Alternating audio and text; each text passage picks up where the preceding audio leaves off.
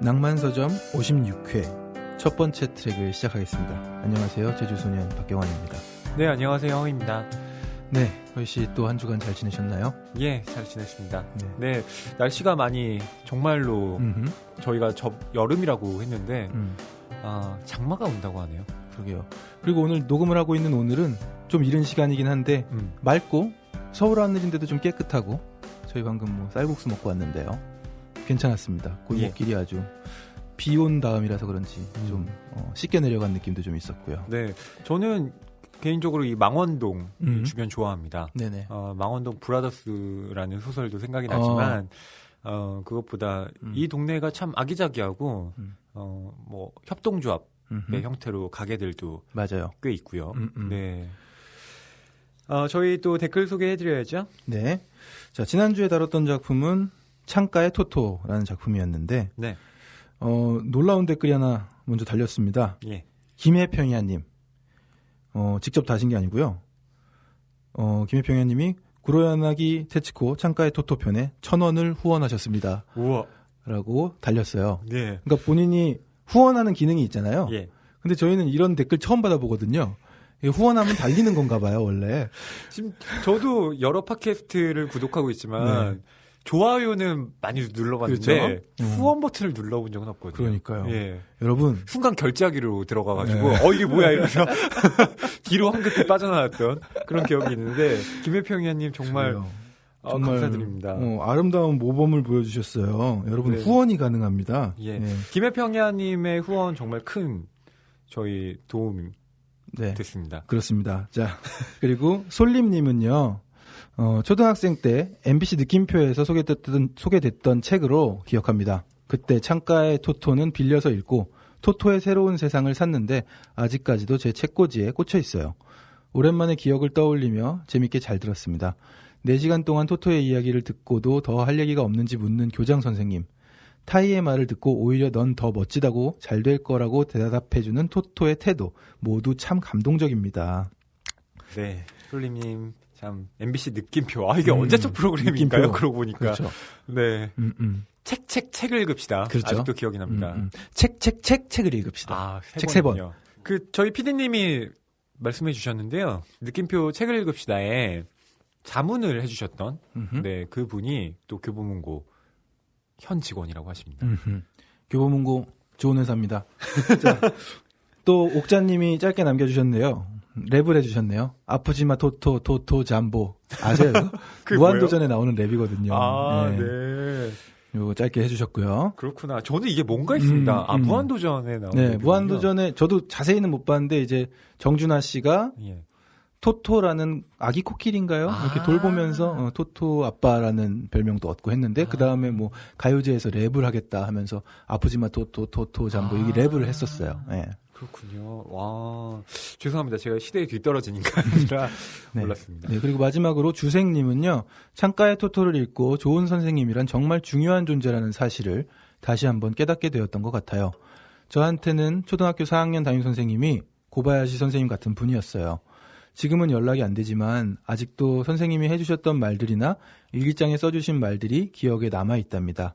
반대로 안 좋게 기억에 남아 계신 선생님은 중학교 때 음악 선생님이신데 그 선생님께서 지휘 수행평가 때 소울을 담아서 하지 않았다고 C를 주셨던 기억이 있습니다. 라고 하셨어요. 역시 점수를 안 좋게 주면 기분이 지휘에 나쁘죠. 소울을 담지 않았다.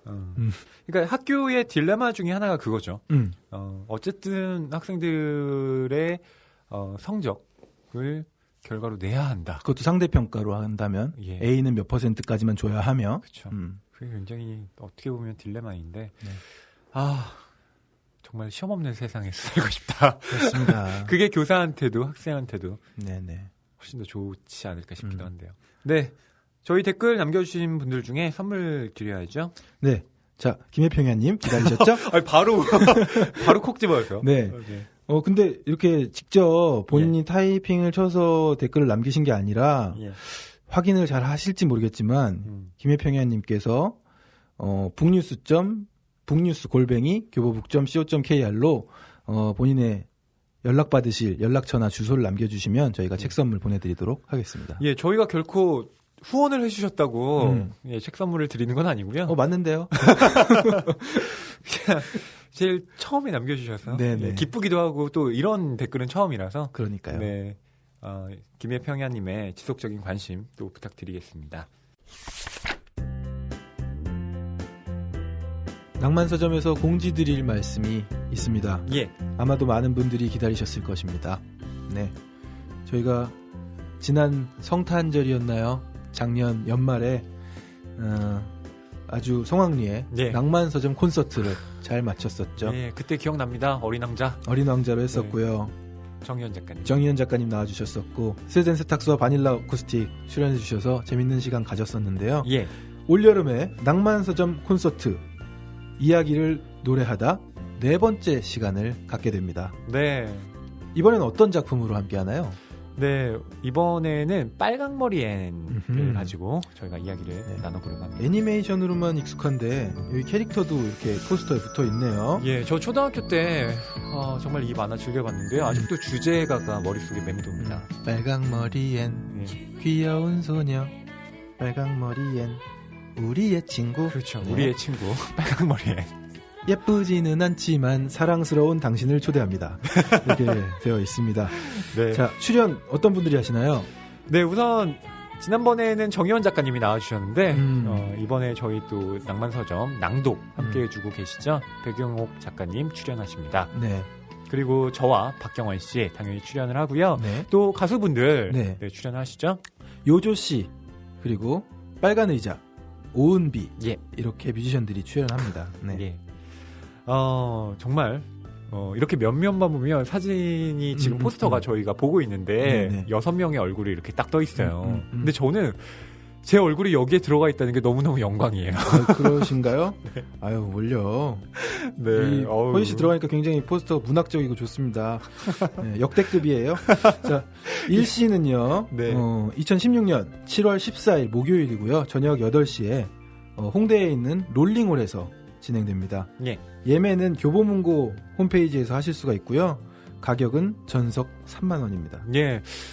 역시 지난번에도 그랬지만 이 표값에 대해서 PD님한테 말씀을 드렸죠. 이거 네. 너무 비싼 거 아니에요? 네. 비싸지 않은 이유를 조목조목 설명해 드릴 수 있지만 일단 한 가지만 말씀드리면 교보문고 드림카드 5,000원권이 사은품으로 모든 분들께 지급됩니다. 그럼 실 가격은 25,000원인데요. 네네. 저희가 또 숨겨둔 사은품을 네네. 또 1,000원 지급해드리고요. 네, 많이들 놀러 오시고요. 함께 즐겼으면 좋겠습니다. 예. 많은 참여 부탁드리겠습니다, 여러분. 책이 가득한 그리고 소설을 사랑하는 책방. 이곳은 낭만서점입니다.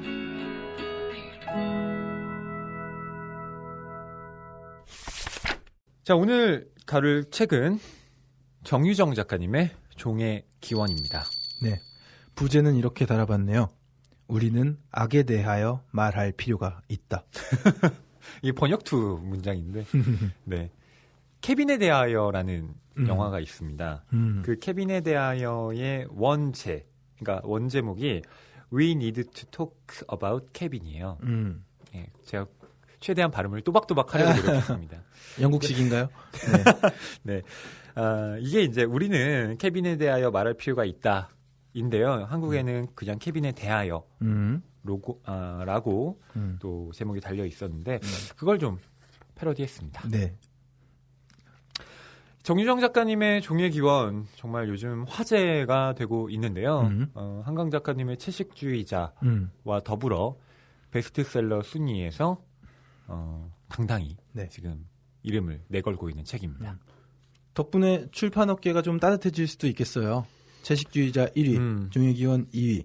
그렇죠. 네. 뭐 전체 출판업계에 따뜻한 건 아니겠죠. 예. 두 출판사가 두 출판사가 네. 좋지 않을까 싶고요. 정유정 작가님 뭐 워낙 많은 분들이 아시겠지만 또 경환 씨가 소개를 해드리도록 하겠습니다. 네. 장편 소설 내 인생의 스프링 캠프로 제1회 세계 청소년 문학상을 내 심장을 쏴라로 제5회 세계 문학상을 수상하셨고요. 장편 소설 7년의 밤과 28은 주요 언론과 서점에서 올해의 책으로 선정되며 큰 화제를 모았습니다.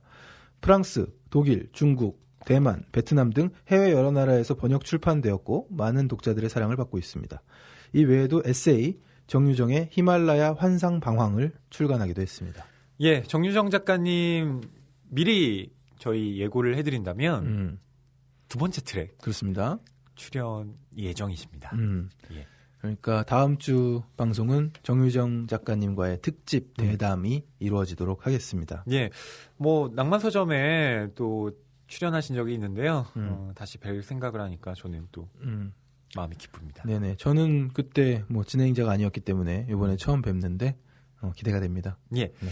정유정 작가님의 어떤 특이한 이력 중에 하나는 뭐 국문과나 혹은 문창과를 졸업하고 작가가 되신 게 아니라 간호사로서 네. 일을 하시다가 또 직장인으로서 건강보험 심사평가원 네, 이런 기관에서 일을 하시다가 좀 뒤늦게 작가가 되신 케이스이시죠. 그러게요. 오히려 다양한 예. 그냥 사회인으로서 네. 살아가시다가 이렇게 작가로서 또 굉장한 스타 작가시잖아요. 네. 참 삶의 굴곡이 많은 그리고 또 뭐 재정적으로는 약간 즐거워 보인다는 재정적으로 즐거운 네, 그런 작가님이신 그렇죠. 것 같습니다. 예, 예. 제가 이렇게 좀 자료를 찾다가 봤는데요. 7년의 밤이 지금까지 약 40만 부 정도가 팔렸고요. 28이 20만 부 정도 예, 팔렸다고 해요. 그 부수가 저는 잘 가늠이 되지 않습니다. 그러게요. 예. 별로 들어본 적 없는 부스인 것 같아요. 이게 그러니까 음반 판매량으로 따진다면 어떤 느낌일까요?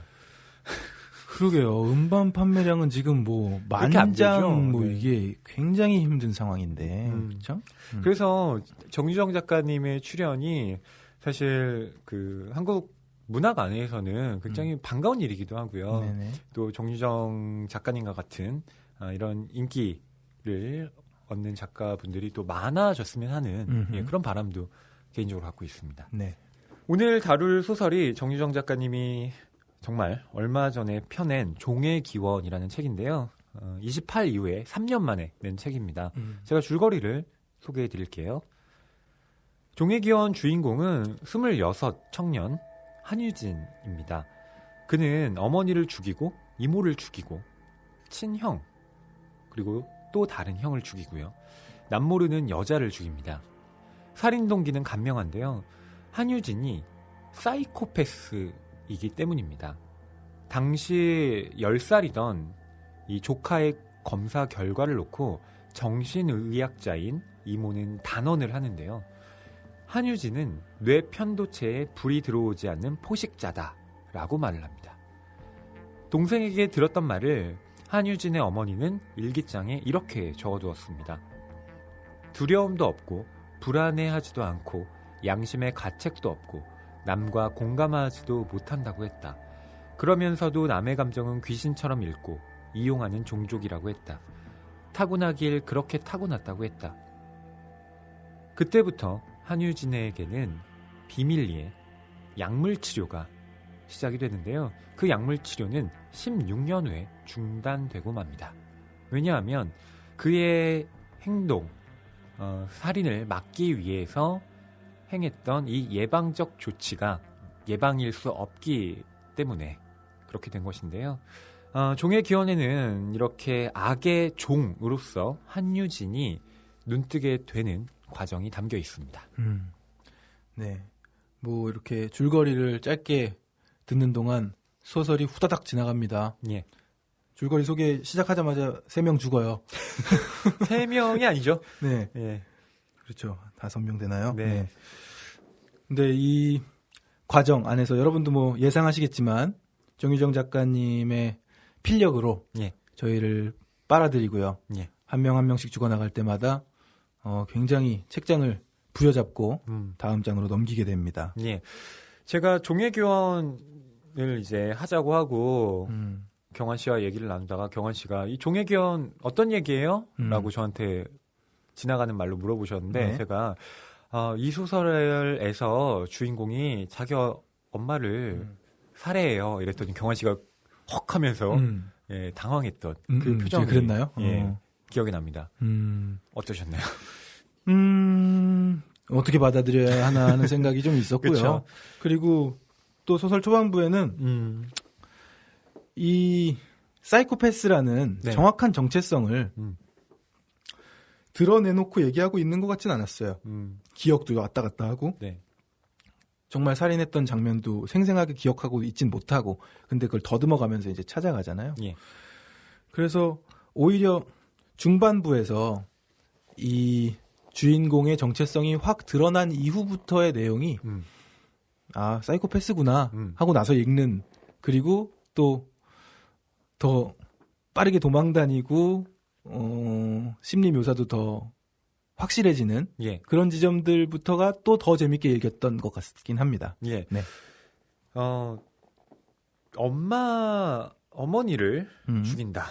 이게 굉장히 충격적으로 들립니다. 실제로 그렇고요. 네. 그런데 우리 사회에서 그런 일들이 없지 않았죠. 그렇죠. 예. 그렇기 때문에 이 소설이 일부러 자극적인 소재를 택했다라기보다는 우리 사회의 단면을 또 네.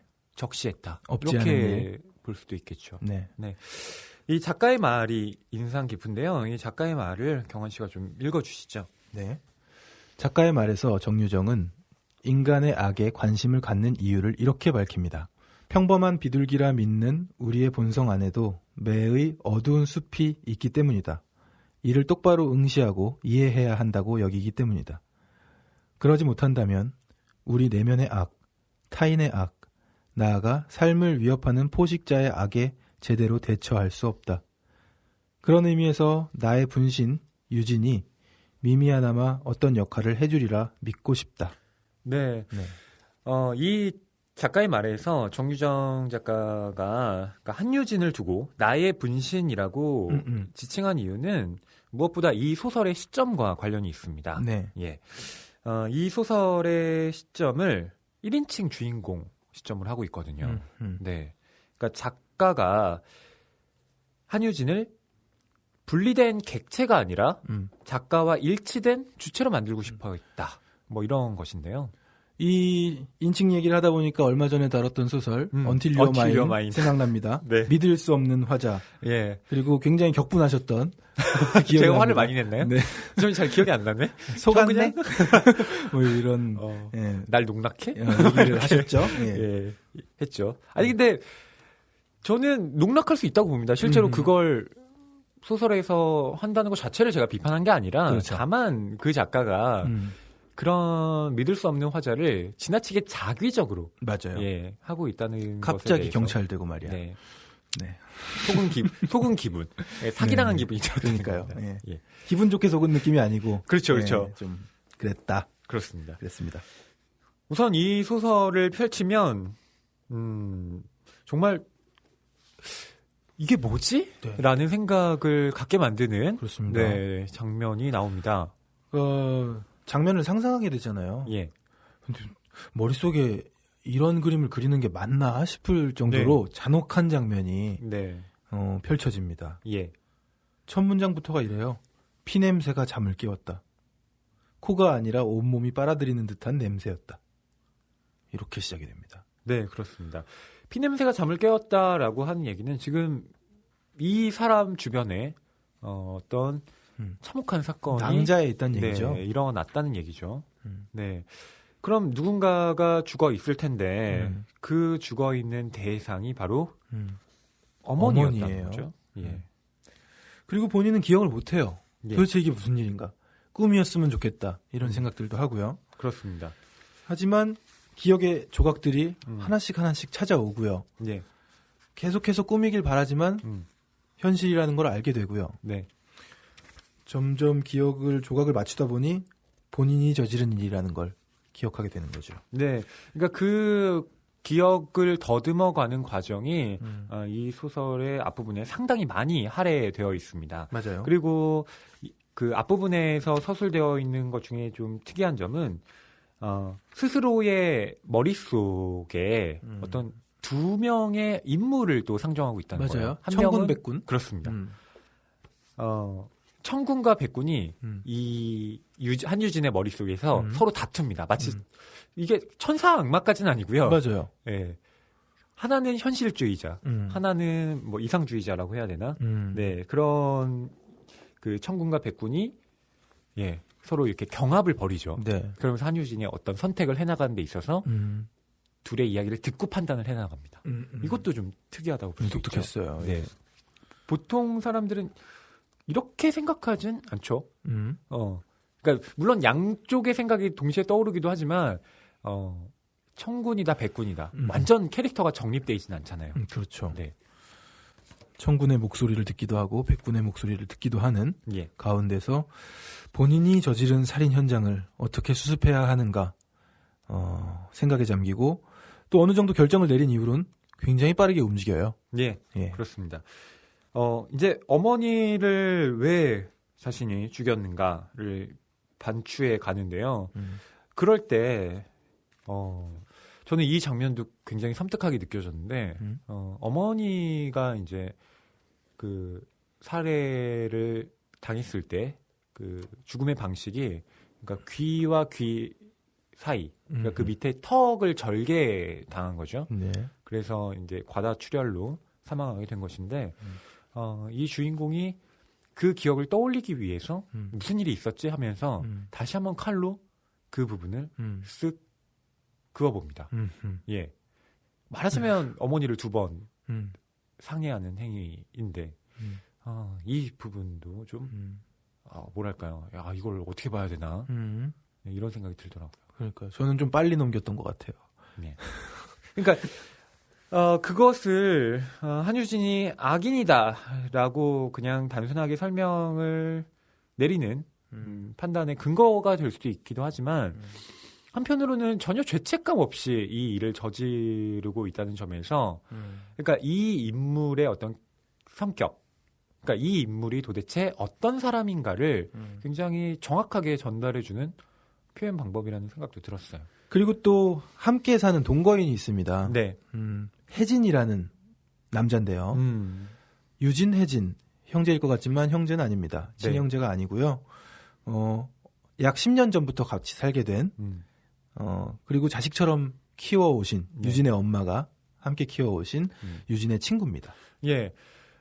친구인데 한 살 더 많죠. 예. 그래서 유진이가 혜진이보다 한 살 어리고 혜진이가 이제 말하자면 형인데 형이라기보다는 그냥 친구처럼 지내는 맞아요. 그런 사이입니다. 주변에서도 다 뭐 쌍둥이냐 뭐 이렇게 알기도 하고. 네. 근데 원래 유진이한테는 형이 친형이 있었죠. 있었죠. 예, 친형이 있었습니다. 근데 그 친형이 어렸을 때 사고로 사망하게 됩니다.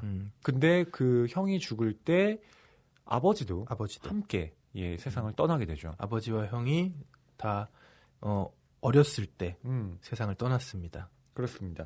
한유민이라는 이름을 가졌는데요. 이 한유민과 아버지가 왜 세상을 떠나게 되느냐. 그것도 이제 소설의 뒷부분에 그렇습니다. 서술이 되긴 하는데요. 좀 말씀을 드리도록 하죠. 저는 그런 실마리가 풀려나갈수록 굉장히 이야기적으로 아주 심장을 조여온다 이런 느낌을 받았습니다. 예, 한유민의 경우에는 그러니까 이게 어머니가 서술하는 부분과 한유진이 서술하는 부분이 다르게 그려집니다. 맞아요. 예. 그러니까 이게 이제 어떻게 보면 작가가 의도한 것이라고 볼 수가 있는데 어머니의 기억 속에 한유민과 한유진 그리고 한유진 자신이 기억하는 그때의 기억 사건의 전말 완전히 다르죠. 그러니까 독자로서는 어느 것을 믿어야 하지 이렇게 생각을 하게 되는데 심지어 정유정 작가님 인터뷰한 거에서 어떤 인터뷰어가 그걸 물어보기도 하더군요. 네. 진실이 뭡니까? 진실이 뭡니까? 네. 그렇죠. 그러니까 한유민의 사망이 사고이냐 사건이냐. 네, 결국 이 질문인데 뭐 미리 말씀을 드린다면 네. 사건입니다. 사건이죠. 네. 사고가 아닙니다. 한유민이 이제 그 실족을 하게 되죠. 그러니까 바다에 빠져서 사망을 하게 되는데 이제 아버지는 그 아들을 구하기 위해서 함께 뛰어들었다가 예. 바다에서 나오지 그렇죠. 못하고 익사하게 했고요. 그렇습니다. 네. 그런 상황이 이제 한유진이 이제 경찰한테 진술을 할 때는 형이랑 놀다가 이때가 10살 때였거든요. 10살 그러니까 때. 형이랑 놀다가 그랬다. 음. 형이 실수로 예, 헛디뎠다. 음. 원래 서바이벌 게임이란 걸 했는데 그 뭐 서바이벌 게임이 별게 아니라 총 들고 왜 총싸움. 그 비비탄 총 쏘는 거 있잖아요. 네. 네, 그걸 하다가 된 것이다. 이렇게 얘기하는데 어머니가 봤을 땐 아니었던 거죠. 아니었죠. 유일하게 그 장면을 본 사람이 어머니인데 남편은 장면을 보지도 못한 채로 어쨌든 첫째 아들이 바다에 빠졌으니 네. 구하러 바다에 뛰어들었다가 그렇죠. 돌아오지 못한 것이고요. 네. 네, 그렇게 세상을 떠난 형에 대한 기억이 뭐 그렇게 또 애틋한 것 같지는 않은데, 이 한유진의 어머니 입장에서는, 혜진이라는 이 인물, 자기가 낳은 자식은 아니지만, 할아버지와 함께 살고 있는 이 혜진이라는 아이가, 죽은 자기 첫째 아들과 너무 똑같은 거예요. 맞아요. 생김새가 닮았어요. 네. 그리고 하는 행동도 비슷하고, 그렇습니다. 그래서 어쩐지 이 어머니는 둘째 아들에 대해서는 뭔가 좀 거리를 두고 차갑고 예, 그런 상황에서 통제하고 예, 죽은 첫째 아들을 다시 만난 것 같은 네, 그런 기분이 든 것처럼 보여요. 그래서 말하자면 그 혜진을 자신의 양자로 이제 드리게 되는 거죠. 맞아요. 그러니까 어렵게 할아버지와 단둘이 살고 있던 혜진이었는데 할아버지도 돌아가시고 그 이후로는 유진의 집에서 어머니와 함께 지내게 됩니다. 예, 그리고 그 유진과 혜진은 이제 정말 친형제처럼 네, 친하게 지냈고요. 친하게 지냈고요. 예, 그렇습니다.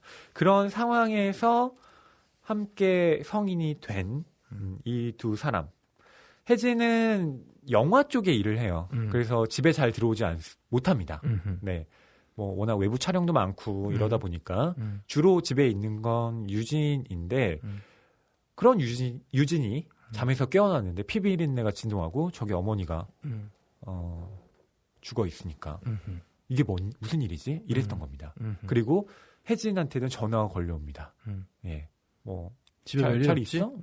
뭐 이렇게 하는데 지금 뻔히 어머니가 옆에 눈을 뜨고 예, 죽어 있는 상황인데 뭐 그냥 그렇다고 예, 얼버무리죠. 어젯밤에 어머니가 전화하셨던데 집에 별일 있어? 이렇게 그렇죠. 물어봤었죠. 그리고 또 다른 인물 예, 이모가 있죠. 예, 엄마의 동생이죠. 친동생. 이 이모는 정신과 네. 의사입니다. 이 이모도 또 혜진처럼 전화를 했었어요. 예. 집에 별일 없지? 어젯밤에 엄마가 전화했던데 음. 이렇게 또 의문이 중복되는 장면이 있기도 합니다. 예. 이 이모도 이 소설에서 좀 중요한 축을 담당하는 사람 중에 한 명입니다. 네. 한유진의 캐릭터를 설명하는데 의사인 이 이모의 진단. 제가 앞서서 줄거리를 말씀드렸는데요. 그 줄거리에서 이 아이는 태어나기를 프레데터, 포식자로 태어났다. 사이코패스 중에서도 상위 1%. 네. 그렇게 이야기를 하죠. 네. 그래서 이 이모의 어떤 역할이라는 건 한유진이 그런 포식자가 되지 않도록 어떻게든 제어하는 그런 사람으로서 네, 이 소설에 계속 나오게 되죠. 실제로 현실에 있지는 않은 약물이라고 하지만 어떤 약물을 써서 네. 계속해서 그 포식자로서의 본성을 억누르려고 발휘하지 하죠. 못하게 하는 네. 억누르는 그런 약을 투여합니다. 근데 한유진이 그걸 먹어야 뭐 어떻게 발현이 안 될 텐데 이제 어렸을 때야 뭐 먹는다고 하지만 이제 그런 약을 스스로 이제 안 먹게 된다면 문제가 생기기 시작하는 거죠. 문제의 시작은 그랬어요. 수영 선수인데 수영을 하러 어느 대회에 갔다가 약이 든 가방을 잃어버린 거죠. 예. 3일 동안 안 먹습니다. 근데 막 기록 갱신하고 난리가 나요. 그렇죠. 네, 능력이 막 발휘되는 거죠. 네. 그때 처음 깨달았습니다. 본인이 약을 안 먹어도 되고 약을 안 먹었을 때 훨씬 몸이 가뿐하다는 것을. 그렇습니다. 네. 그래서 점점 약을 잘 먹지 않게 되는데 문제는 그 약을 먹지 않게 되는 것과 발작을 하게 되는 그런 빈도수도 같이 늘어간다는 거죠. 그러니까 약을 먹지 않으면 신체 기능 자체는 좋아지지만 한유진이 갑자기 발작하게 되는 경우가 있는데 그 발작하는 것도 함께 증가하게 됩니다. 그러니까 본인은 이렇게 설명을 들어왔어요. 간질이라는 병을 앓고 있고 이것을 억제하기 위해서는 이 약을 꼭 먹어야 되니까 꼭 챙겨 먹어라. 그리고 감시하듯이 약 먹었니? 늘 물어보시고. 네. 그렇죠. 그런 상황입니다. 예. 그러니까 사실은 독자들은 알고 있죠. 이 약을 왜 먹이려고 하는 건지. 예, 한유진만 모르고 있던 겁니다. 네. 네. 그런 상황에서 어머니가 죽었다. 누가 봐도 범인은 뻔하죠. 예. 아들이 죽였구나. 근데 이제 왜 죽였는가에 대해서 소설이 쭉 서술이 되는 건데 문제는 이 서술되는 부분을 아까 말씀드렸지만 한유진이 자기의 기억을 계속해서 왜곡하고 또 자기 합리화를 하는 인물이기 때문에 전적으로 믿을 수가 없다는 거예요. 네. 그래서 여러분들이 읽으실 때 좀 비판적으로 보실 필요가 있습니다. 알아야 했다. 단서들을 조합한 추리 같은 건 의미가 없었다. 오로지 나 자신에게 들어야 했다. 내 안에 나라고 믿는 나 말고 또 다른 누군가 있는지, 그 누군가가 무슨 짓을 벌였는지 모르고는 세상 속에서 살아갈 길이 없었다. 아는 순간 지옥문이 활짝 열린다 할지라도 그로 인해 내 인생이 송두리째 엎어진다 해도 무릎을 앞으로 움직여 어머니 어깨 옆에 붙어 앉았다.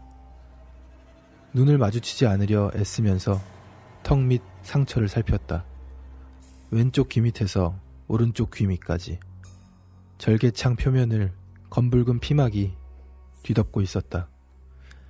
손가락을 뻗어 막을 걷어내자 협곡처럼 길고 깊게 잘려나간 상처 안쪽이 드러났다. 질끈 눈을 감았다.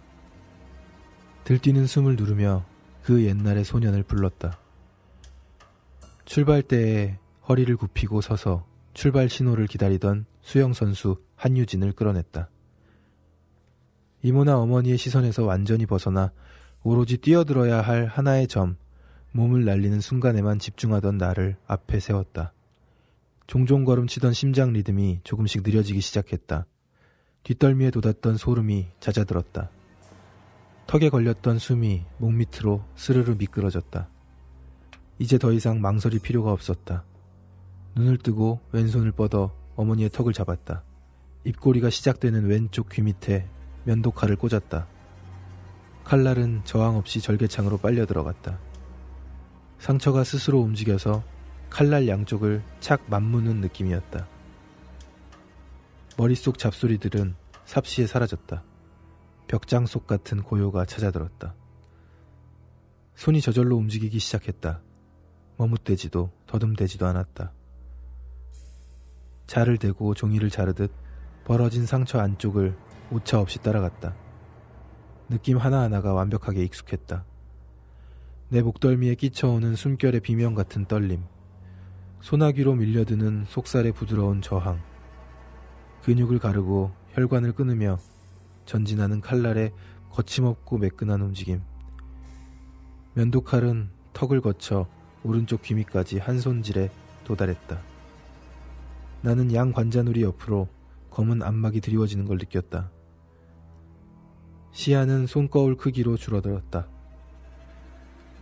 거기에 비치는 건 파편적이고 부분적인 형상 혹은 표정이었다.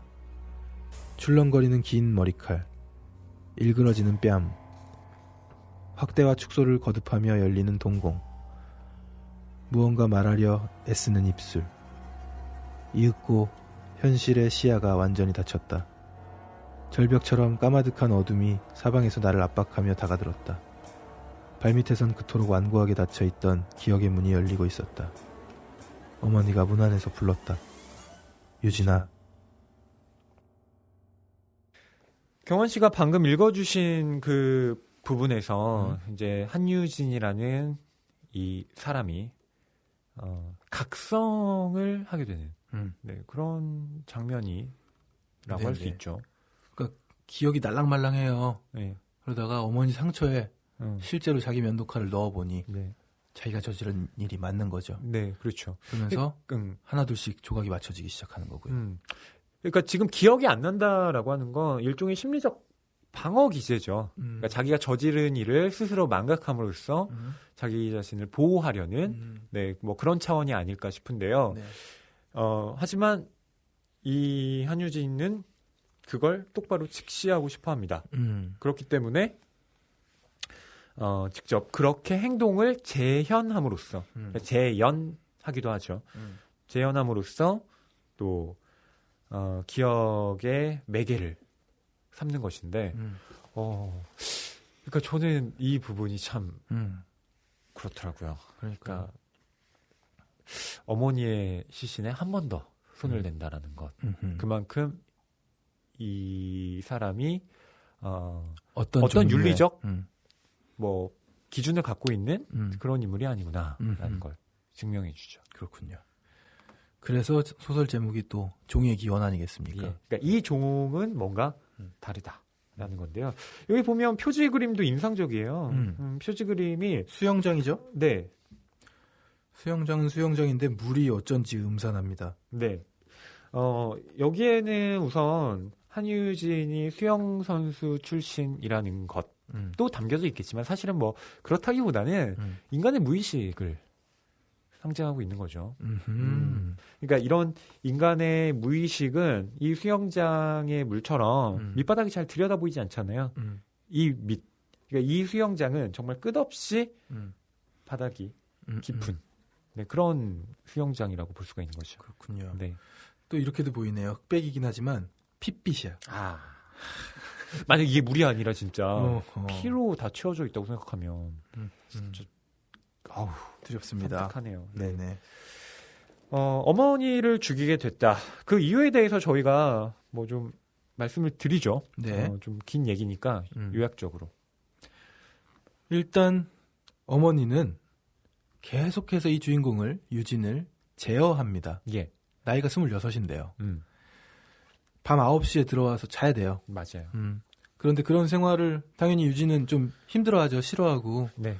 그리고 또 한 가지 어머니한테 결정적으로 한유진이 좀 실망했다고 해야 될까요? 어머니한테 좀 반항하고 싶었던 그런 계기 중에 하나는 수영 선수를 그만두게 한 일입니다. 맞습니다. 예. 꿈을 포기하게 만든 것이죠. 수영 선수로서 물에서 수영하는 것만이 정말 유일한 낙이고 행복이었던 한유진을 수영장에 못 가게 하는 벌을 내리기도 하시고 그렇습니다. 결과적으로는 수영을 그만두게 만드는 네. 예, 그런 어머니입니다. 한유진이 좋은 기록을 내고 정말 촉망받는 선수로 잘하고 있었는데 문제는 약을 끊어야 그런 기록이 나오잖아요. 근데 약을 끊으면 한유진이 이상한 그 발작 상태, 그러니까 자기가 뭘 했는지 모르는 기억을 잃어버리는 상태가 되기 때문에 어머니가 이제 그걸 두려워했던 거죠. 그래서 한유진이 약을 먹지 않고 그렇게 버티다가 그 발작 상태에 처하는 걸 보고 수영 그만둬라라고 단호하게 말을 하게 됩니다. 그렇습니다. 그런데 그 이후로는 또 공부를 해요. 예. 그래서 로스쿨에 합격을 합니다. 네. 공부를 잘하는 잘해요. 머리가 네. 좋은 그런 인물입니다. 네. 이 살인 사건이 일어난 날이 로스쿨 합격자 발표 날이에요. 그렇죠. 합격했어요. 네. 리트 시험, 그 어려운 리트 시험에 합격을 하고 이제 법조계에서 일할 인재로서 커 나갈 한유진이 존속 살해를 저지른 것이죠. 그렇습니다. 예. 아이러니한 상황입니다. 네. 법을 전공하려고 하는 사람이 법에서 가장 많은 일을 했다라는 것. 예, 그런 대비가 확실하게 드러나죠. 그런데 이 본인이 변호사를 해야겠다는 꿈을 갖게 된 거는 어떤 변호사의 멘트에서부터 출발이에요. 예. 도덕이라는 것은 무엇인가를 말이 되게 보여주면 되는 것이다. 라는 식의 이야기를 듣고. 그렇죠. 그러니까 절대적인 도덕이 있는 게 아니라 상대적인, 그러니까 꾸며낸 도덕만이 있을 뿐이다라는 거죠. 내가 잘할 수 있겠는데? 이렇게 그렇죠. 생각한 거죠. 그렇죠. 정말 잘할 것 같았습니다. 정말 잘할 것 같은 캐릭터입니다. 예. 그러니까 이 기질이 다르게 발현이 됐다면 예, 승률 거의 뭐 90 몇 %에 이르는 그렇습니다. 예, 희대의 변호사가 되지 않았을까 싶기도 한데요. 이 어머니가 이제 한유진의 어떤 행동을 제약하는데 그 이유는 다른 게 아니에요. 한유진이 살인을 저지를까봐. 그걸 계속 어머니는 걱정스러워하고 있는 겁니다. 맞습니다. 그래서 약 먹었니? 일찍 자라. 몇 시에 들어왔니? 왜 안 들어왔니? 어디 나갔니? 계속 이제 어머니는 좀 차갑고도 강력하게 제재를 가하고 계신 거죠. 예. 한유진을 그건 알지 못합니다. 어머니가 자신한테 왜 그렇게 대하는지. 다만 이렇게 볼 수는 있겠죠. 형을 떠나보냈는데 형에 대한 어떤 기억 뭐 이런 것들을 자기한테 좀 과도하게 이렇게 개입하는 방식으로서 어떤 형의 삶까지 대신 살아주기를 바라는 뭐 이런 어머니의 그 과욕이 아닐까. 예, 한유진은 그렇게 생각하는 것 같기도 하고요. 네네. 예, 그런 게 견딜 수 없이 예, 자기를 올가맨다는 것을 인지합니다. 네. 예. 어머니랑 말 섞기를 싫어합니다. 소설 전반부에 보면요. 예. 다 단답형이고요. 네. 예. 그래서 몰래 밖으로 빠져나가서 밤에 뭐 공원을 뭐 뛴다던가 뭐 이런 식의 운동을 하는데요. 어머니가 그걸 발견한 겁니다. 한유진한테 물어보죠. 너 지금 어디 갔다 오니? 네. 그래서 주섬주섬 한유진의 소지품을 뒤지기 시작했는데 네. 거기에선 귀걸이도 나오고요. 한유진의 것이 아니죠. 네. 그리고 아버지의 칼도 나옵니다. 아버지의 면도칼. 예. 감히 아버지의 것을 이라는 대사를 하세요, 어머니가. 예. 그리고 또 의미심장한 얘기도 하시는데 그때 끝냈어야 했어. 너는 말씀. 살아서는 안 될 놈이야. 이런 말을 하시고요. 이런 말들을 하십니다. 예. 그러면서 어머니와 몸싸움을 벌이다가 네, 이렇게 된 것이죠. 네. 어머니는 글쎄 제가 한유진보다 사실 좀 생각하고 싶었던 인물은 한유진의 어머니라는 캐릭터였습니다. 네네. 네. 그러니까 여기에 이제 뭐 한유진, 혜진, 엄마, 이모. 굳이 얘기하면 이렇게 4명의 중심 캐릭터가 나오는데요. 네, 주변 캐릭터로는 호떡집 아저씨 계시고요. 호떡집 아저씨. 네. 뭐랄까요. 굉장히 그 여기서는 호떡 장사를 하지만 네네. 그 다른 집에 돌아갈 때는 뭔가 이렇게 정장 차림을 딱 하고 다시 퇴근을 하시는 뭔가 집 그 아저씨에게도 비밀이 있는 듯한 네, 그런 인상을 풍기는 아저씨죠. 네네. 네. 근데 이 4명의 인물 중에 물론 1인칭 주인공 시점에 한유진이 가장 생각해 볼 게 많은 캐릭터이긴 하지만 저로선 저는 뭐 보통 사람이라고 생각하니까요. 네. 난 사이코패스가 아닌 것 같아요. 전 전두엽에 불이 들어오는 것 같습니다. 네, 저도 불은 들어옵니다. 예. 그렇지 않을까? 안 들어올 수도 있어. 막 이렇게 안 들어오면 어떡하지? 어쨌든 저는 그렇게 생각하는데 그런 점에서 전 어머니의 입장을 계속 고려하게 되는 거예요. 동환 씨라면 어떠셨을 것 같아요? 그러니까 갑자기 배우자와 내 뭐 그 장남이나 장녀가 세상을 떠나고 뭐 둘째만 남았다. 근데 그 둘째가 사실은 아버지와 큰아들을 죽인 범인이고 나는 그 아들을 계속해서 키워야 된다. 우리 이렇게 은연중에 스포 쑥 나왔네요. 예. 근데 누가 봐도 죽였다라고 하니까. 네. 예. 어떻게 할까요? 저는 사실 그 장면이 충격적이었고 예. 가장 이렇게 저를 몰아갔던 그런 서사였는데 저라면 예. 그 둘째를 예. 그래도 내 자식이니까 경찰에게 비밀을 유지하고 키워야지 하는 것이 이제 어머니의 인생이 네. 여기까지 온 거잖아요. 근데 분명히 봤지 않습니까? 예. 어떤 일이 벌어졌는지. 예. 왜 그랬는지도 그때 묻고 예. 그래도 최대한 이성적으로 그 당시에 따져 묻던지 상황을 조금은 더 정리했을 것 같다는 생각은 들어요.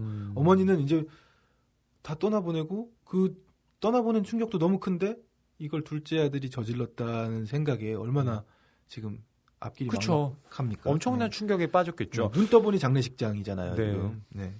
근데 그 아들을 붙잡고 뭔가 얘기를 할 수도 없는 것이 네. 얘가 10살이에요. 네, 맞아요. 태어난 지 10년밖에 안 된 얘를 가지고 기껏해야 초등학교 3학년짜리 애를 네, 데리고 너 지금 뭐 한 거니? 네.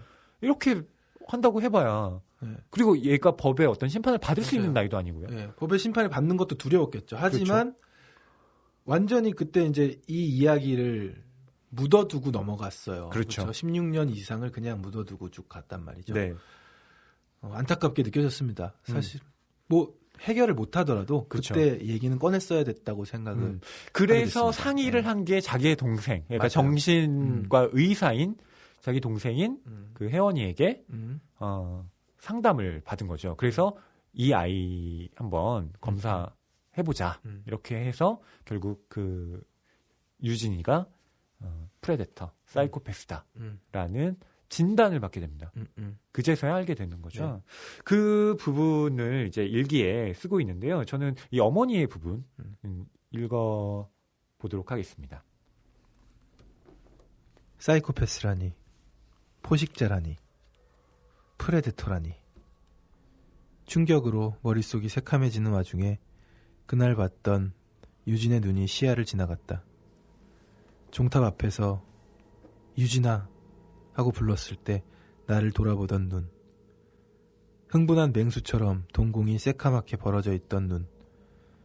불길 같은 광채가 너울거리던 눈. 포식자는 보통 사람과 세상을 읽는 법이 다르다고 혜원이 말했다. 두려움도 없고 불안해하지도 않고 양심의 가책도 없고 남과 공감하지도 못한다고 했다. 그러면서도 남의 감정은 귀신처럼 읽고 이용하는 종족이라고 했다. 타고나길 그렇게 타고났다고 했다. 나는 귀를 막고 싶었다. 그럴 리가 없다고 소리칠 뻔했다. 하필 왜 내 아이가. 혜원은 그날 일이 우발적으로 일어난 게 아니라고 했다. 유진이가 포식자로서 처음으로 해치운 짓이었다. 놔두면 언제든 반복될 행위라고 했다. 그러므로 이제라도 경찰서로 가서 진실을 말하라고 했다. 의학적 방법은 격리와 함께 이루어져야 한다고. 격리라니. 나도 모르게 무릎 위에 올려둔 손을 꽉 맞잡았다. 의자에서 튀어 일어나려는 몸을 가까스로 주저앉혔다. 3년 전 잘못을 되풀이해선 안 되었다. 진실을 말하는 건 더더욱 할 수 없었다. 혜원이가 말하는 유진이 누구이건 간에 유진인 내 아들이었다. 그러므로 내가 책임져야 했다. 내가 보호해야 했다. 어떻게든 길을 찾아 정상적인 삶을 살게 해줘야 했다. 나는 혜원이에게 매달렸다. 뭐든지 하겠다고. 내 인생을 걸어 유진이를 책임지겠다고. 내가 유진이보다 더 오래 살면서 끝까지 책임지겠노라고. 약속에 대한 징표로 가슴을 갈라 내 심장이라도 꺼내놓고 싶었다. 그렇게 해서 혜원의 마음을 돌릴 수 있다면. 혜원이는 한 가지 조건을 달고 치료를 승낙했다. 유진과 관련된 어떤 일도 숨기지 말 것. 치료가 오래 걸릴 것이라고 했다. 어쩌면 평생일 수도 있다고 했다. 약물요법, 개인치료, 최면요법, 인지치료, 집단치료. 할 수 있는 건 모두 적용해보겠지만 치료 효과는 장담할 수 없다고 했다. 치료가 잘 돼서 문제가 없는 것처럼 보인다고 해도 최소한 40살은 넘겨야 한다고 했다. 통계적으로 중년이 지나면 조금씩 그런 성향이 수그러든다는 것이었다. 치료의 목적은 도덕 개념을 심어주는 데 있지 않았다. 그런 일은 불가능하다고 혜원이는 단언했다. 이건 나쁜 짓이야 라고 해봐야 학습이 되지 않는다는 것이었다. 이익과 손실의 계산서를 뽑아주는 게 핵심이었다. 나 역시 그런 태도를 견지해야 한다고 했다. 신혈이 나는 것처럼 몸이 와들와들 떨리기 시작했다. 약속은 받았지만 눈앞이 캄캄했다. 무섭고 막막하고 암담해서. 나는 혜원의 말대로 할 수 있을까? 그 일을 잊을 수 있을까? 예전처럼 아이를 사랑하는 게 가능할까? 절망보다 더 큰 두려움이 나를 휘감았다. 예. 이 일기를 한유진이 이제 어머니가 사망하고 난 다음에 펼쳐보게 되죠. 네, 오래전에 쓰신 일기입니다. 예.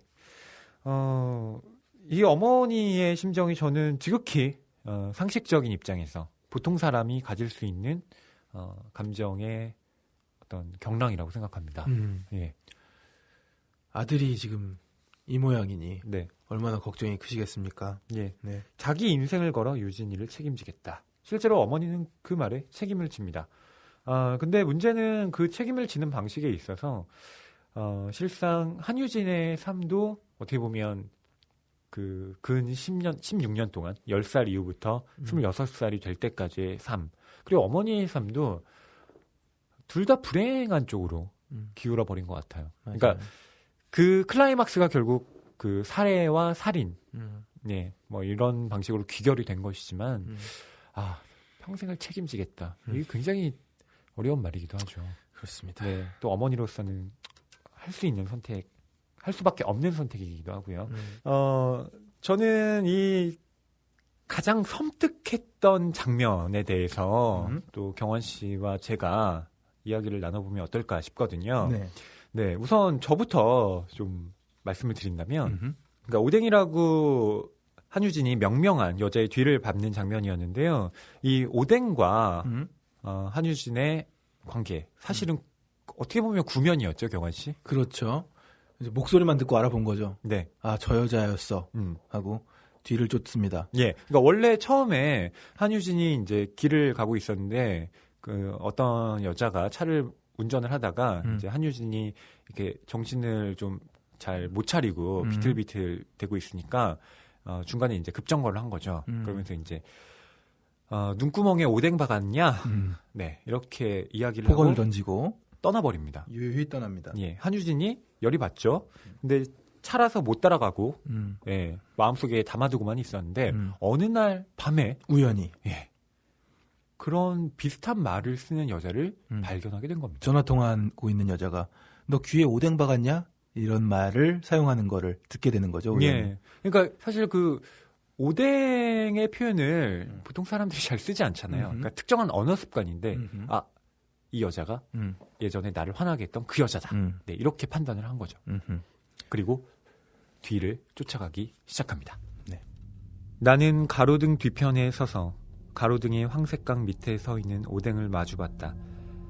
시선을 붙잡은 건 얼굴이 아니라 전화기를 틀어진 손가락이었다. 더 구체적으로 말하자면 젖꼭지만한 새끼손가락에 걸린 금반지였다. 달빛이 눈을 교란한 건지 가로등빛이 후광을 입힌 건지는 잘 모르겠다. 반지는 부연 안개 속에서도 은하계를 건너온 별빛처럼 신비롭게 반짝거렸다. 이에 영감을 받은 머릿속 목소리가 퀴즈를 냈다. 오뎅 손에서 금반지를 빼는 가장 간단한 방법은? 별 망설임 없이 답을 달았다. 손가락을 자른다. 그 사이 머릿속에선 금반지 빼기와 관련해서 상상할 수 있는 모든 일들이 벌어졌다. 어깨쪽지 위에서 팔랑거리는 저 머리채를 한 손에 휘어잡는다. 동시에 다른 손으로 입을 틀어막는다. 도로를 건너 강변으로 끌고 간다. 강물로 떠밀어 버리기 전에 금반지를 빼낸다. 그 옛날 동굴에 모여 앉아 생고기를 뜯어먹던 선조의 유산인 송곳니로 한 번에 확. 네. 적나라하죠? 예. 이 주인공이 전반적으로 이런 심리를 계속해서 묘사하는 건 아닌데 예. 한 번씩 특히 소설에서는 이제 약을 끊을 때 예. 이렇게 포식자로서의 면모를 보여줄 때가 있습니다. 예. 저는 이 부분이 섬뜩했던 이유가요. 그러니까 이 종이기원의 시점과 관련이 있는데요. 앞서서 정유정 작가가 1인칭 주인공 시점으로 한유진을 쓰고 있다고 말씀을 드렸잖아요.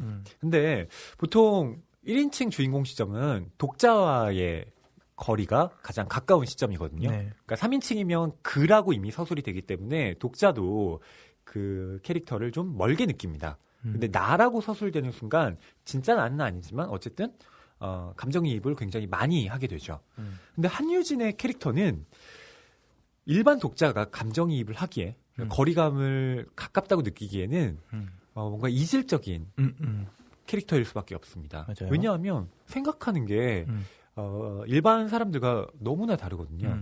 네, 그러니까 판단하는 것들 그리고 그가 행동에 옮기는 어떤 행위들이 보통의 상식으로는 잘 이해가 되지 않습니다. 그렇기 때문에 어떤 그 시점과는 다른 거리감이 생기게 되는데 문제는 그 거리감의 발생이 오히려 이 소설의 서스펜스를 강화시킨다는 거예요. 어떤 거냐면 제가 방금 읽어드린 이 그 장면에서 저 같은 경우는 한유진이 아니라 이 오뎅이라고 불리는 여자의 감정이입이 되는 거예요. 그래서 한유진이 도망가. 네. 그러니까 이 뒤에서 막 이렇게 내가 쫓아가고 있다. 그러면서 저 여자의 손가락을 확 뜯어버려야지. 이런 생각을 할 때 마치 제가 당하는 것 같은 네, 그런 기분이 드는 거예요. 근데 보면 분명히 나로 서술되고 있지만 실제로 그가 공격하려고 하는 대상은 독자로서의 나인 거잖아요. 그래서 이 화자인 나와 독자인 내가 기묘하게 얽혀서 이 독특한 긴박감을 형성해내는 이 지점이 저는 좀 종애기원의 어떤 흥미로운 지점이 아닌가 싶었어요. 그렇죠. 살인 장면이 나올 때마다 이런 류의 마치 무서운 영화를 보고 있는 쫄깃함이 경험할 수 있게 됩니다. 예. 예.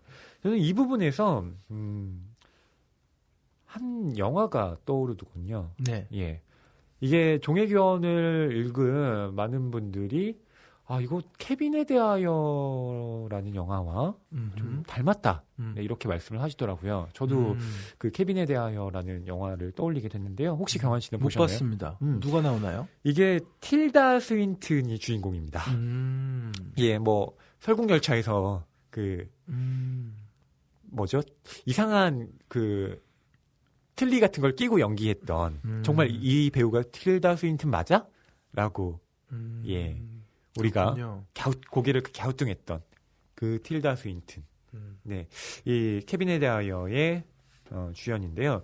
린 램지 감독이 연출을 했습니다. 2011년에 개봉한 영화인데요. 이 영화는 종애기원만큼이나 충격적인 서사를 담고 있습니다. 어떤 내용이죠? 예. 틸다 스윈튼이 에바라는 여자 주인공으로 나오는데요. 이 에바가 원래는 여행가였습니다. 그러니까 세계 곳곳을 자유롭게 누비는 그런 여행가로서의 삶을 살다가 별로 그렇게 썩 매력적이지는 않은, 제가 보기엔 그런데 별로 자기와 맞지 않는 성향의 남자의 아이를 임신하게 됩니다. 예.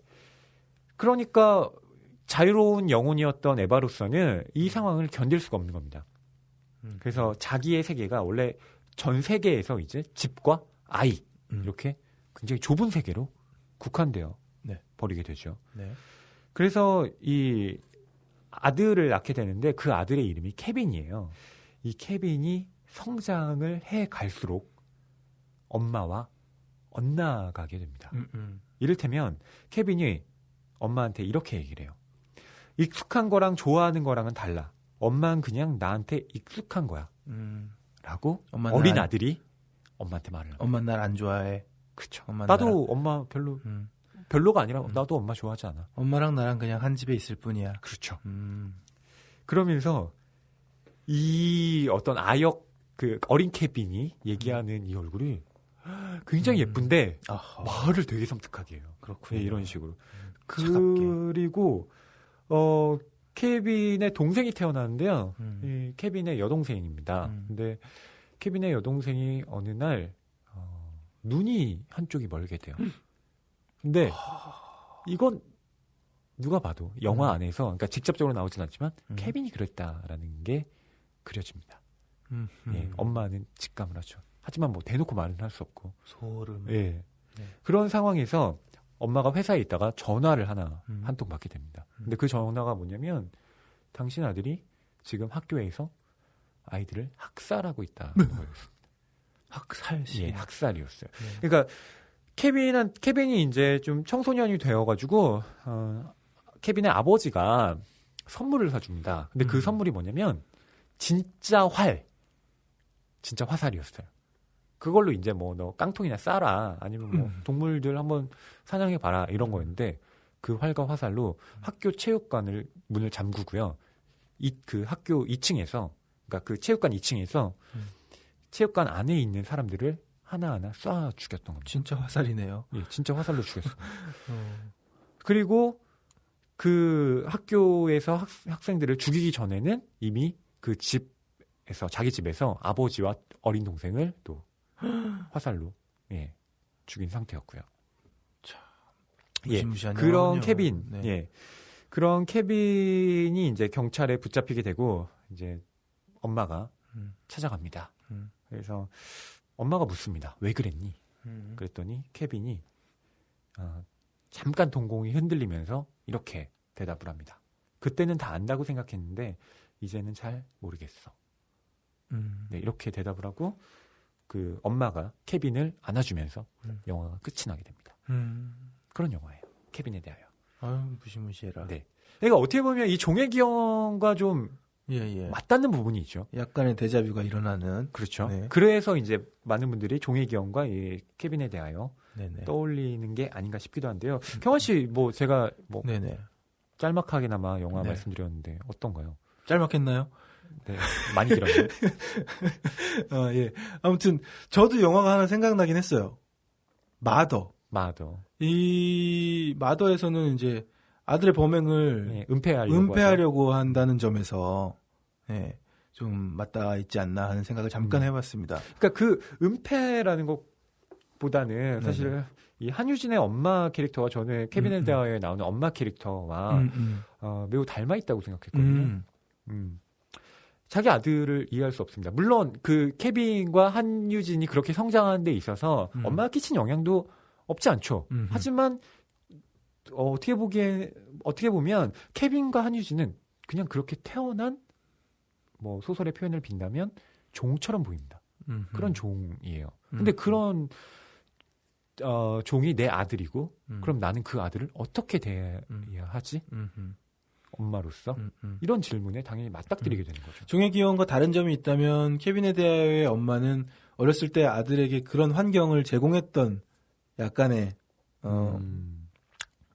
그렇게 키웠던 뭐 어느 정도의 면이 책임이 좀 있죠. 있네요. 네. 종의 기원에서는 이제 엄마가 뭐 키우면서 잘못했다는 단서는 나타나지 않잖아요. 근데 문제는 그렇다 하더라도 모두 다 케빈처럼 될 것인가? 그렇죠. 그건 또 아니라는 거죠. 그런 점에서 어떤 케빈의 태생적인 무엇인가가 있었음을 영화는 있었다. 말해주고 있는 거고요.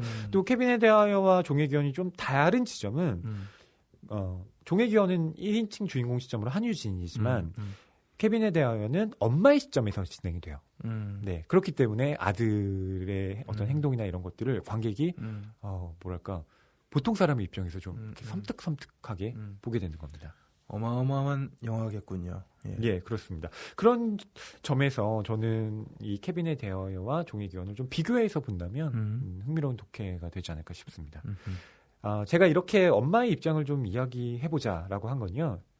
약간 도발적인 질문을 드리기 위해서인데 네. 저는 경환 씨한테 묻고 싶습니다. 네네.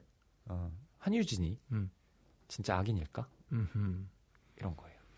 그런 것들이 어떻게 보면은 작가가 이 작품을 쓰기 위해서는 벗어 던져야 했던 질문이지 않았을까 예. 싶네요. 여러 인터뷰들을 읽어봤을 때도 네. 정말 사이코패스에 몰입해서 쓰기 위해 노력했고 또 3번이나 소설을 부수고 다시 쓰고 예. 하는 과정이 있었다고 했는데 그러니까 경환 씨가 보기에는 한유진이 네. 악인 같으세요? 그 질문에는 당연히 악인이라고 예. 답할 수 있을 것 같습니다. 예, 사람을 네. 죽였으니까. 그럼요. 예. 사람을 죽인 것도 그렇고 뭐 그런 종으로 태어났다고 해서 악인이라는 굴레를 벗을 수 있는 건 아니니까요. 그러면 한유진에게 죄가 있다고 생각하세요? 죄가 없다고 생각하지는 않고요. 당연히 죄가 있다고 생각하지만 그것을 물어가는 과정에서 조금 뭐가 다르겠죠.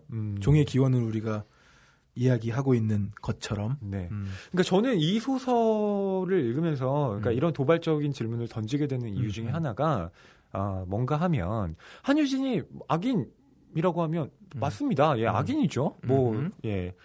어머니를 죽이고 형도 죽이고 사람들 다 죽이고 다니는데 당연히 그게 우리의 입장에서 보면 악이죠.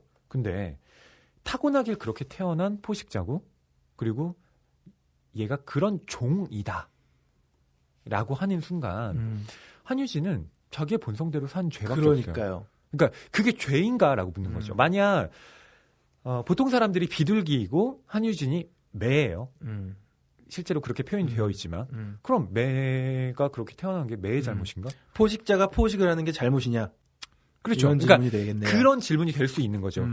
근데 문제는 거기에서 다시 파생되게 되는 것은 이런 거죠. 가령 매가 비둘기를 사냥하는 것은 생존을 위한 거죠. 예, 그러니까 자기가 먹고 살기 위해서 하는 겁니다. 근데 한유진의 살인은 쾌락이죠. 그러니까 그런 거에 있어서 과연 한유진을 매에 비유하는 것, 그렇게 비둘기와 매의 어떤 관계로 놓는 것이 온당하냐? 저는 이런 질문도 네. 던져볼 수 있다고 질문 생각합니다. 던지면서 벌써 별로 온당하지 않은 걸 알 수 있네요. 그렇군요. 네네. 네. 그런 점에서 저는 한유진의 어떤 악이라는 것이 어떻게 보면 뭔가 굉장히 극악하다라기보다는 본성에 가까운 악이라는 점에서 이것을 우리가 어떻게 봐야 되지? 라는 그런 질문을 네. 좀 많이 하게 만들더라고요. 종의기현이라는 작품이 어쨌든 정말 세상에 3%는 존재하고 있다는 이 사이코패스류를 또 1인칭 시점으로 네. 그 사이코패스의 심리를 묘사하고 서술하면서 굉장히 많이 수면 위로 끌어내서 사이코패스에 대해서 생각하게 만들고 예. 그런 종류의 극악함에 대해서도 생각을 하게 만듭니다. 다음 주에 정유정 작가님 모시고 그 부분에 대해서도 더 심도 깊게 이야기를 나눠보겠지만 이런 화제들을 수면 위로 끌어내는 데는 굉장히 성공한 소설이 아닌가 싶습니다. 그래서 제가 이 종의기원에 대해서 아직 그러니까 출간되지 않았지만 서평을 하나 썼습니다. 네네, 악스트에다 쓰셨다고요? 예. 우리 친한 정용준 작가님. 네. 네네. 정용준 작가님 잘 지내세요? 전화가 왔습니다. 네네. 예, 잘 지내시는 것 같아요. 저한테 정유정 작가님의 종의기원 서평을 좀 써달라고 네, 청탁이 와서 썼는데요. 그때 제가 이 소설의 그 평을 쓸 때 좋았던 점과 아쉬웠던 점 둘 다 짧은 글 안에 담았습니다. 근데 제가 제기했던 아쉬웠던 점 중에 하나가 바로 이 악에 대한 문제였습니다. 제가 보기에 이 악의 존재를 근본적으로 성찰한다라고 했을 때 과연 한유진의 캐릭터가 적합한가? 그렇진 않은 것 같았어요. 네네. 우리가 악이라는 것에 대해서 사유할 필요는 있겠으나 사이코패스라는 주제를 놓고 악을 가지고 이야기하기에는 너무 일방적인 악 아니냐. 그렇죠. 그러니까 인류의 1%에 속하는 순수 악인이라는 것은 굉장히 특수한 사례라고 볼 수 있죠. 네. 물론 특수를 가지고 보편을 설명할 수 있는 것이 소설이기는 하지만 이 악이 우리의 악을 설명한다고 보기는 저는 어려웠다고 생각합니다. 그 한나 아렌트라는 철학자가 있는데요. 네. 그 한나 아렌트가 아이히만이라고 홀로코스트의 주범이 있습니다. 네. 그 사람이 이제 재판을 받을 때 예루살렘의 아이히만이라는 책을 쓰는데, 그러니까 재판 과정을 지켜보면서 이제 그걸 기록을 하고 이제 자기의 성찰도 담아서 쓴 거예요. 근데 아시다시피 한나 아렌트는 유대인입니다. 예, 실제로 자기의 많은 동포들 죽었죠. 근데 그걸 보면서 보통 사람들은 아이히만은 진짜 악인일 거야. 어떻게 저렇게 엄청난 사람들을 죽이게 할 수가 있지? 그러고도 눈 하나 깜짝하지 않을 수 있지? 이랬는데 아렌트가 거기에 대해서 악의 평범성이라는 개념을 제시합니다. 악의 평범성이 그러니까 배널리티 오브 이블이라는 단어인데 네. 진부하고 우스꽝스럽다는 뜻이에요. 그러니까 아이히만이 이런 잔혹한 악인으로서, 그러니까 악의 화신이 되었던 건 얘가 원래부터 그런 게 아니라 생각이 없어서 그런 일을 어떻게 하다 보니까 저지르게 됐다는 거죠. 그 악의 평범성에 대해서 정말 아렌트가 경악을 금치 못합니다. 그러니까 제가 보기에는 진짜 악이라는 것은 그리고 우리한테 훨씬 더 좀 성찰 거리를 던져주는 악이라는 것은 사이코패스 1%의 악이 아니라 99%의 인간이 저지를 수 있는 악의 가능성. 저는 그게 악의 평범성이라고 봤거든요. 그런 점에서 우리는 굉장히 냉혹해서 범죄를 저지른다기보단 어쩌면 비겁해서 악인이 되는 것이 아닌가. 네네. 그 악을 탐구하려면 한유진이라는 캐릭터는 어떻게 보면 너무 협소한, 너무 특수한 캐릭터가 아니었나 싶습니다. 종의기원에서 다뤄지고 있는 사이코패스의 경우로 악을 다 이야기하기에는 그렇죠. 너무 상위 1%, 상위라는 표현 너무 긍정적인가요? 그렇죠. 너무 긍정적이다. 상위. 수능 등급도 아니고. 네. 어쨌든 악인으로서 상위 1%에 속하는 프레데터 계급의 이 종, 예. 이 종으로 이야기하기에는 좀 그렇다. 그렇죠. 하는 말씀이었습니다. 그러니까 이 한유진을 이해하는 데는 저는 정유정 작가님이 굉장히 좋은 결실을 맺었다고 생각해요. 네네. 네.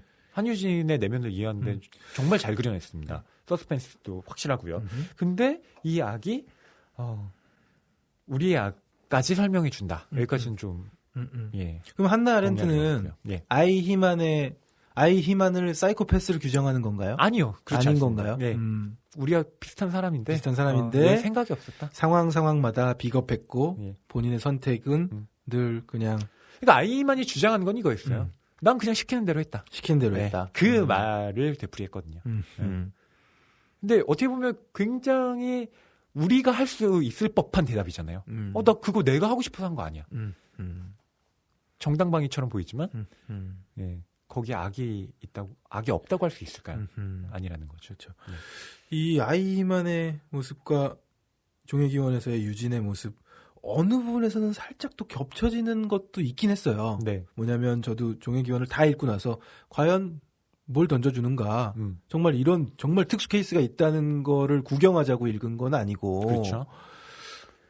그래서 지금 말씀하신 악의 보편성이 이 상위 1% 프레데터 계급의 유진이라는 살인마에게서도 보여지는 그 비겁함들이 우리 안에도 있음을 살짝은 볼 수 있어서 또 돌아볼 수 있는 계기가 되는 건 아닌가 이런 생각은 잠깐 했거든요. 예. 그러기에는 너무 그로데스크하긴 하지만요. 네. 생각은 해봤습니다. 예, 그렇습니다. 책이 가득한 그리고 소설을 사랑하는 책방. 이곳은 낭만서점입니다.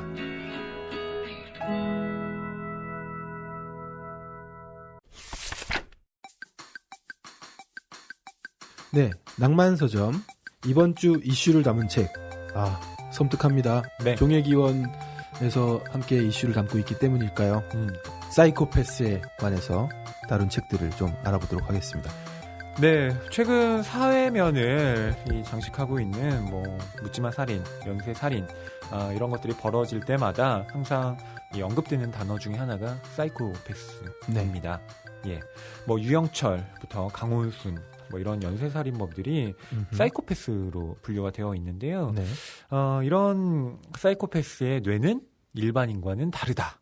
이런 인식도 실제로 팽배하죠. 네네. 네, 이런 것과 관련해서 과연 사이코패스가 애초부터 태생이 다른 사람들인가 아니면 환경적인 요인에 의해서 이렇게 된 것인가 네, 이런 것들을 좀 고민해 봐야 할 텐데요. 네네. 그것과 관련해서 읽을 수 있는 책 2권을 준비했습니다. 네, 먼저 괴물의 심연이라는 책인데요. 네. 제임스 펠런이라는 분이 지었습니다. 네, 애초에 이 책은 괴물은 태어나는가 만들어지는가 네, 이런 질문에 의해서 쓰여졌는데요.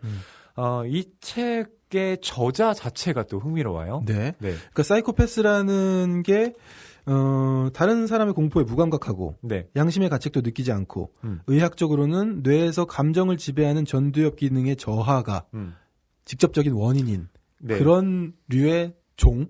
오늘 우리 소설 제목을 따르자면 종. 그렇죠. 종이고 또 전두엽에 불이 들어오지 않는 네, 그런 종이죠. 그런데 사이코패스라고 다 살인자가 아니라 이 작가가 자신도 전두엽에 불이 들어오지 않는 그런 류의 인물인데 학자라고요. 예, 굉장히 성공한 뇌 과학자죠. 그래서 사이코패스에 대해서 연구를 하다가 그러니까 그런 연쇄살인범의 뇌와 자기 자신의 뇌도 이제 사진을 찍어서 이렇게 분석을 해봤는데 자기 자신의 뇌도 사이코패스랑 비슷한 거예요. 어이구. 그러니까 보니까 나도 사이코패스의 성향이구나. 돌이켜보니 그런 것 같네? 근데 덤덤하게. 나는 살인을 저지르지 않았지? 네, 이런 걸 따지고 보니 결론이 이거예요. 생각한 것보다 그리고 이렇게 뇌에서 관찰할 수 있는 것보다 인간은 훨씬 더 복잡한 존재라는 겁니다. 예. 그렇군요. 그렇기 때문에 단지 유전자가 모든 것을 결정한다는 것이 아니라 유전과 환경적인 요인, 뭐 양육, 뭐 이런 것들이 복합적으로 한 사람의 어떤 행동을 결정하게 된다는 것이죠. 그렇습니다. 그래서 작가가 뒤편 책날개에 이렇게 써놓았나요? 나와 같은 사이코패스는 모든 사회에 존재한다. 이런 이야기도 적혀 있습니다. 그렇습니다. 뭐 실제로 그 정유정 작가님의 이 종애규언에도 보면 모든 사이코패스가 또 살인을 저지르는 건 아니다. 네, 뭐 이렇게 이야기도 나오긴 하죠. 네. 또 다른 두 번째 책은요. 유명한 소설인 것 같습니다. 김영하 장편 소설 살인자의 기억법입니다. 예. 살인자의 기억법도 종애규언처럼 1인칭 주인공 시점으로 맞아요. 네, 쓰여진 소설이죠. 사이코패스 그리고 살인자가 스스로 1인칭 시점으로 소설을 이끌어간다는 면에서 비슷합니다. 네. 근데 이 소설이 좀 종애규언과 다른 점은 종애규언은 이제 막 악으로서 점화되는 개화되는 젊은 남자의 이야기를 다루고 있다면 살인자의 기억법은 이제 은퇴를 하는 거예요. 근데 무엇으로부터의 은퇴냐? 살인으로부터의 은퇴입니다. 예, 이제 힘들다는 거죠. 30년 동안 내가 살인을 저질러 왔는데 이제는 좀 힘들다. 그러면서 은퇴를 했는데 이 남자가 알츠하이머에 걸려서 이제 그 기억법이라는 말에도 알 수 있듯이 자신의 어떤 이야기를 기록해 나가는데 그것이 막 혼란스럽고요. 그리고 기억도 띄엄띄엄 조각나 있습니다. 치매입니다. 치매. 그렇죠. 네. 그런 것들이 독자로 하여금 또 흥미를 불러일으키고요. 여기에 한 가지 사건이 더 들어오게 되는데 그게 뭐냐면 자기 딸에게 수상한 남자가 접근하게 됩니다. 근데 자기도 이제 그 연쇄살인범으로서의 감각이라는 게 있잖아요. 그래서 느낍니다. 우리 딸한테 접근하는 이놈이 나 같은 나와 놈이다. 비슷한 부류의 놈이다. 네. 알게 됩니다. 그래서 그 살인을 막기 위해서 자기 딸을 지키기 위해서도 어떤 분투하는 내용 담고 있죠. 네. 이렇게도 써 있습니다. 뒷면에는요. 무서운 건 악이 아니요. 시간이지. 아무도 그걸 이길 수가 없거든. 이렇게 적혀 있습니다. 예. 살인자의 기억법 그리고 괴물의 심연, 종애규언과 더불어서 이 사이코패스 이해하는데 도움을 줄 수 있는 책이 아닌가 싶습니다. 네. 저는 정유정 작가님이 앞으로 악에 대한 이야기를 더 그리고 훨씬 많이 쓰실 거라고 생각해요. 네. 그러니까 이건 정말 말 그대로 악의 기원, 종의 기원일 뿐이고 이제 기원 다뤘으니까 다른 악의 파생에 대해서 쭉 쓰실 거라고 생각하는데요. 저는 그 소설을 아주 많이 더 기대하고 있습니다. 네네. 예. 굉장히 비평인 듯 아닌 듯 잘 돌려서 마무리를 해주셨습니다. 예. 네. 여러분께서 이 종애기원 또 어떻게 읽으실지 궁금합니다. 많은 분들께서 또 읽어보신 분들이 계실 텐데요. 저희 댓글 많이 남겨주시고요. 또 2부 두 번째 트랙에서는 정유정 작가님 출연하시니까 예, 기대 댓글도 많이 남겨주십시오. 네. 자, 오늘 이렇게 낭만서점 56회 첫 번째 트랙에서는 정유정 작가의 종애기원이라는 작품을 다루었습니다. 다음 주에는 이 작품을 쓰신 작가님 정유정 작가님을 모시고 이야기 나누는 시간 갖겠습니다. 안녕히 계세요.